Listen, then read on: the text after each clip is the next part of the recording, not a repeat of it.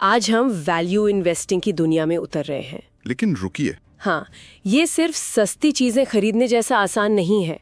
हम एक ज्यादा ठोस, एक ज्यादा स्मार्ट और गहरे तरीके को समझने की कोशिश करेंगे। बिल्कुल। ये सिर्फ कम पीई रेशियो वाले शेयर ढूंढने का खेल नहीं है, वो तो बस सतह है। एकदम सही। और इसे समझने के लिए हमारे पास आज कई कमाल के स्रोत हैं। एक तो एक निवेशक की पूरी डायरी है जिसमें उन्होंने गेम्स वर्कशॉप नाम की एक कंपनी का पूरा पोस्टमार्टम किया और 100% से ज्यादा का रिटर्न कमाया। और साथ ही हमारे पास उस प्रोफेसर के सिद्धांत भी हैं जिनका तरीका उस निवेशक ने इस्तेमाल किया था। हाँ, प्रोफेसर ब्रूस ग्रीनवॉल्ड। मतलब हमारे पास थ्योरी भी है और उसका असली दुनिया में इस्तेमाल भी। बिल्कुल, सिद्धांत और व्यवहार दोनों एक साथ। तो आज का हमारा मकसद साफ है। क्या हम कंपनी को आंकने के इस गहरे तरीके को समझ सकते हैं? क्या हम सच में किसी कंपनी की असली कीमत का पता लगा सकते हैं और उसका इस्तेमाल करके बाजार को मात दे सकते हैं? चलिए इसी सवाल की परतें खोलते हैं।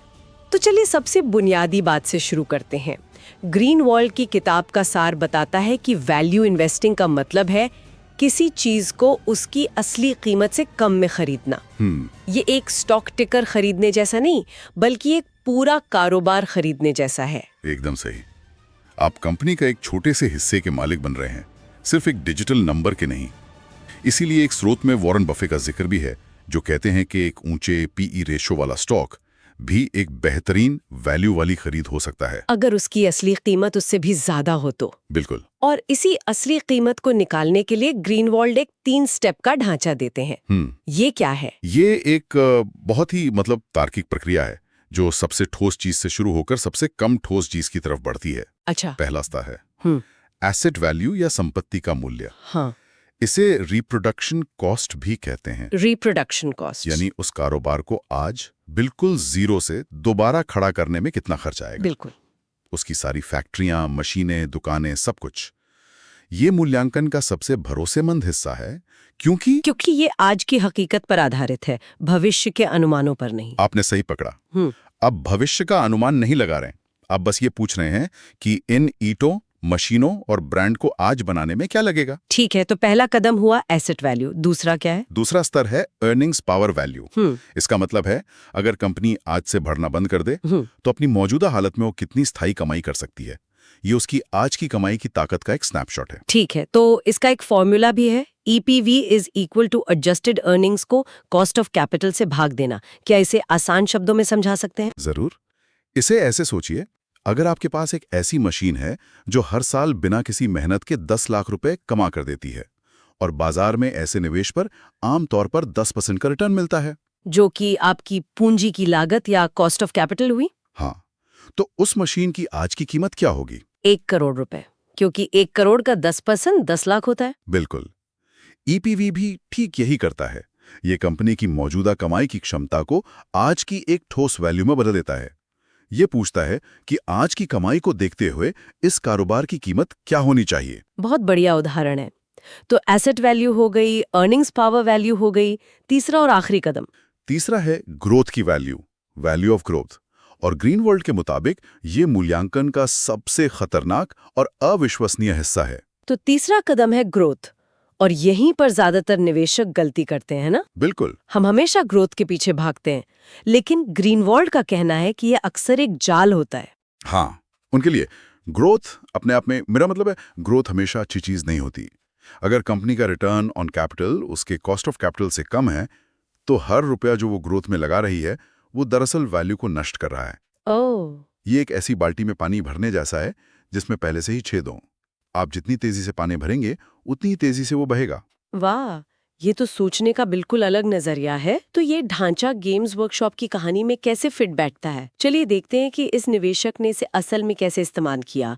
तो पेपर इन्वेस्टिंग सबस्टैक पर लिखने वाले इस निवेशक ने गेम्स वर्कशॉप को चुना, जो मिनिएचर वॉर गेम बनाती है।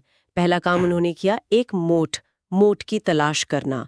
ये बफे का आइडिया है ना? जी हाँ, मोट मतलब एक ऐसी बढ़त जो लंबे समय तक टिकी रहे और प्रतियोगियों को दूर रखे, बिल्कुल किसी किले के चारों ओर की खाई की तरह। एक तरह की आर्थिक खाई। सही। निवेशक ने पाया कि गेम्स वर्कशॉप अपने बाजार पर राज करती है। उसके मुकाबले में जो भी हैं वो बहुत छोटे और निजी हैं। यही उसका मोट है। ग्रीनवॉल्ड इसे फ्रेंचाइजी कहते हैं। तो मोट और फ्रेंचाइजी, ये ग्रीनवॉल्ड और बफे की डिक्शनरी में लगभग एक ही बात हुई। हाँ बिल्कुल। मोट एक विजुअल एनोलॉजी है, एक खाई की तरह। फ्रेंचाइजी उसका बिजनेस रूप है। जब हम कहते हैं कि किसी कंपनी के पास फ्रेंचाइजी है तो हमारा मतलब है कि उसके पास एक मजबूत मोट है। अच्छा। एक रेडिट स्रोत में इसे मापने का एक दिलचस्प तरीका भी बताया गया है। किसी नए प्रतियोगी को मुनाफा कमाने लायक बनने में कितना समय लगेगा? गेम्स वर्कशॉप के मामले में जवाब है बहुत लंबा समय। ठीक है, तो मोट तो पक्का हो गया। फिर निवेशक ने ग्रीनवॉल्ड के पहले कदम पर काम किया, रिप्रोडक्शन कॉस्ट की गणना। और ये काफी जासूसी वाला काम लगता है। हाँ, उन्होंने सिर्फ बैलेंस शीट नहीं देखी, ये सिर्फ किताबी मूल्य को देखने से कहीं ज्यादा है। उन्होंने हर चीज की गहराई से जांच की और संपत्ति के मूल्यों को आज की हकीकत के हिसाब से बदला। जैसे कि उन्होंने जमीन की कीमत कंपनी की किताबों के हिसाब से नहीं, बल्कि आसपास के प्रॉपर्टी की कीमतों के आधार पर तय की। बिल्कुल। ये बताता है कि अकाउंटिंग की दुनिया और असली दुनिया में कितना फर्क हो सकता है। जी। अंत में रिप्रोडक्शन कॉस्ट 448 मिलियन पाउंड आई, जबकि किताबों में ये सिर्फ 137 मिलियन पाउंड थी। और ये बहुत महत्वपूर्ण बिंदु है। ये वो छिपी हुई संपत्तियां हैं जिनके बारे में ग्रीनवॉल्ड बात करते हैं। कंपनी का ब्रांड, ग्राहकों की वफादारी, उसका डिस्ट्रीब्यूशन नेटवर्क, ये चीजें बैलेंस शीट पर साफ साफ नहीं दिखती। लेकिन इन्हें आज जीरो से बनाने में अरबों लग सकते हैं। सही बात है। ठीक है, तो निवेशक ने ये पता लगा लिया कि आज की तारीख में गेम्स वर्कशॉप को फिर से बनाने में 448 मिलियन पाउंड लगेंगे। लेकिन ये तो सिर्फ संपत्ति की बात हुई, तो अगला कदम था इसकी अर्निंग्स पावर वैल्यू ईपीवी को नापना। एकदम। निवेशक ने बिना किसी ग्रोथ का अनुमान लगाए गेम्स वर्कशॉप की स्थायी कमाई की गणना की और उन्हें लगभग 663 मिलियन पाउंड का ईपीवी मिला। बट यहाँ इन दोनों नंबरों की तुलना दिलचस्प हो जाती है। असेट को दोबारा बनाने की लागत है 448 मिलियन पाउंड, लेकिन कंपनी की कमाने की ताकत की कीमत है 663 मिलियन पाउंड। सही। और जब ईपीवी रिप्रोडक्शन कॉस्ट से ज्यादा होता है तो ग्रीनवॉल्ड के मुताबिक ये इस बात का पक्का सबूत है कि कंपनी के पास एक मजबूत मोट या फ्रेंचाइजी है। मतलब कंपनी अपने संपत्ति की तुलना में कहीं ज्यादा कमा रही है, उसके पास कोई खास बात है। बिल्कुल। रुको, अब कहानी में एक ट्विस्ट आता है। ईपीवी के हिसाब से प्रति शेयर कीमत निकली 23 पाउंड। लेकिन जब निवेशक मार्च 2020 में इसे देख रहे थे तो बाजार में स्टॉक की कीमत थी 35.90 पाउंड। ये बात मेरी समझ से बाहर है। कंपनी की स्थायी कमाई की कीमत 23 पाउंड है, लेकिन बाजार उसे लगभग 36 पाउंड में बेच रहा है। ये तो परिभाषा के हिसाब से एक महंगा सौदा हुआ। हाँ, ऊपर से तो यही लगता है। एक वैल्यू इन्वेस्टर को तो यहाँ से भाग जाना चाहिए था, फिर वो रुके क्यों? बहुत अच्छा सवाल है। और यहीं पर ग्रीनवॉल्ड का तरीका आम वैल्यू इन्वेस्टिंग से अलग हो जाता है। निवेशक रुका क्योंकि वो तीसरे और सबसे अनुमान पर आधारित कदम पर गया, यानी ग्रोथ का मूल्यांकन। हाँ, फ्रेंचाइजी के भीतर ग्रोथ का मूल्यांकन करना है। एक मिनट, आपने कहा था कि ग्रोथ सबसे कम भरोसेमंद हिस्सा है, लेकिन फिर निवेशक ने ग्रोथ का ही मूल्यांकन करके स्टॉक खरीदा। क्या ये ग्रीनवॉल्ड के अपने ही नियम को तोड़ने जैसा नहीं है? ये विरोधाभास लगता है, लेकिन ऐसा है नहीं। ग्रीनवॉल्ड ग्रोथ के खिलाफ नहीं है, वो बिना सोचे समझे ग्रोथ के लिए पैसे देने के खिलाफ हैं। अच्छा, ये फर्क है। निवेशक ने पहले ये पक्का किया कि गेम्स वर्कशॉप के पास एक मजबूत फ्रेंचाइजी है। फिर उन्होंने देखा कि कंपनी का निवेशित पूंजी पर रिटर्न, यानी रिटर्न ऑन इन्वेस्टेड कैपिटल 13% था, जबकि उसकी पूंजी की लागत सिर्फ 9% थी। मतलब वो जो छेद वाली बाल्टी का उदाहरण था, ये वो बाल्टी नहीं है। यहाँ हर 100 रुपए के निवेश पर कंपनी 13 रुपए कमा रही थी, जबकि उस पैसे की लागत सिर्फ 9 रुपए थी। सही। यानी हर नया निवेश सच में फायदा पहुंचा रहा था और वैल्यू बना रहा था, नष्ट नहीं कर रहा था। समझ गई। और सिर्फ इसी पुष्टि के बाद निवेशक ने इस मुनाफे वाली ग्रोथ को शामिल करने के लिए एक ग्रोथ मैट्रिक्स का इस्तेमाल किया और कंपनी की एक नई आंतरिक कीमत निकाली। और वो कीमत क्या निकली? वो कीमत निकली प्रति शेयर 46 पाउंड। वाव! तो बाजार की कीमत थी 35.90 पाउंड और निवेशक के हिसाब से असली कीमत थी 46 पाउंड। जी, उनके पास 28% का मार्जिन ऑफ सेफ्टी था, इसलिए उन्होंने स्टॉक खरीद लिया। यहीं पर वैल्यू और ग्रोथ इन्वेस्टिंग का सही संगम होता है। लेकिन इस प्रक्रिया के अनुशासन पर ध्यान देना जरूरी है। ग्रोथ का मूल्यांकन आखिरी कदम है, पहला नहीं। बिल्कुल। और ये केवल एक मजबूत फ्रेंचाइजी की पुष्टि के बाद ही किया जाता है। ये एक सामान्य डिस्काउंटेड कैश फ्लो मतलब डीसीएफ मॉडल से बहुत अलग है। कैसे? ग्रीनवॉल्ड के अनुसार डीसीएफ में 80% से ज्यादा मूल्य टर्मिनल वैल्यू में छुपा होता है, जो कि भविष्य के बारे में एक बहुत ही अनिश्चित अनुमान है। तो जब हम सोच रहे थे कि विश्लेषण पूरा हो गया है, कहानी में एक और मोड़ आता है। निवेशक ग्रीनवॉल्ड की किताब का दूसरा संस्करण पढ़ने के बाद अपने ही मूल्यांकन पर दोबारा नजर डालता है। उन्हें लगता है कि कुछ बारीकियां छूट गई थीं। हाँ, और ये दिखाता है कि सीखना एक लगातार चलने वाली प्रक्रिया है। ग्रीनवॉल्ड ने खुद माना कि आज की दुनिया में फ्रेंचाइजी की प्रकृति बदल रही है। मतलब अमूर्त संपत्ति जैसे ब्रांड और टेक्नोलॉजी और मैनेजमेंट के पैसे को सही जगह लगाने की काबिलियत, जिसे पूंजी आवंटन कहते हैं, वो अब ज्यादा महत्वपूर्ण हो गए हैं। तो निवेशक ने अपने विश्लेषण को और गहरा कैसे किया? उन्होंने कंपनी से मिलने वाले अपेक्षित रिटर्न को 3 और साफ हिस्सों में तोड़ा। अच्छा। पहला था कैश यील्ड, यानी शेयरधारकों को सीधे तौर पर क्या मिलता है, जैसे डिविडेंड या शेयर बायबैक। हाँ, गेम्स वर्कशॉप के लिए 3.9% था। ठीक है, ये तो सीधा साधा रिटर्न है जो जेब में आता है। दूसरा था ऑर्गेनिक ग्रोथ, यानी कारोबार बिना किसी खास नए निवेश के स्वाभाविक रूप से कितना बढ़ता है।